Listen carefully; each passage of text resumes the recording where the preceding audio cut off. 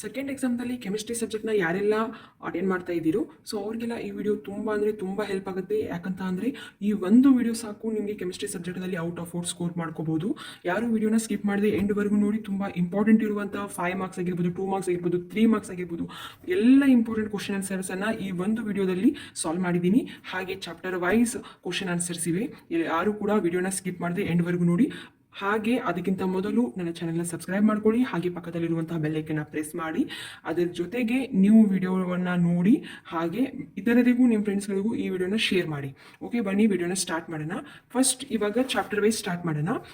ನೋಡಿ, ಇಲ್ಲಿ ಸೊಲ್ಯೂಷನ್ ಚಾಪ್ಟರ್ದಲ್ಲಿ ಯಾವ ಥರ ಇಂಪಾರ್ಟೆಂಟ್ ಕ್ವಶನ್ ಆನ್ಸರ್ಸ್ ಇವೆ, ಯಾವುಗಳನ್ನಷ್ಟೇ ನೀವು ಮಾಡಬಹುದು ಇಂಪಾರ್ಟೆಂಟ್ ಆಗಿರುವಂಥದ್ದು ಈ ಒಂದು ಚಾಪ್ಟರ್ದಲ್ಲಿ ಅಂತ ಹೇಳ್ತೀನಿ. ಸೊ ಸೊಲ್ಯೂಷನ್ ಚಾಪ್ಟರ್ದಲ್ಲಿ ಬೀಳಬಹುದಂತಹ ವೆರಿ ಇಂಪಾರ್ಟೆಂಟ್ ಕ್ವಶನ್ಸ್ ಆನ್ಸರ್ನ ನೋಡೋಣ. Let us start. ನೋಡಿ, ಇವಾಗ ಫಸ್ಟ್ ಸೊಲ್ಯೂಷನ್ ಚಾಪ್ಟರ್ದಲ್ಲಿ ಏನು ಕೇಳ್ಬೋದು ಅಂದರೆ 2 ಮಾರ್ಕ್ಸಿಗೆ ನಿಮಗೆ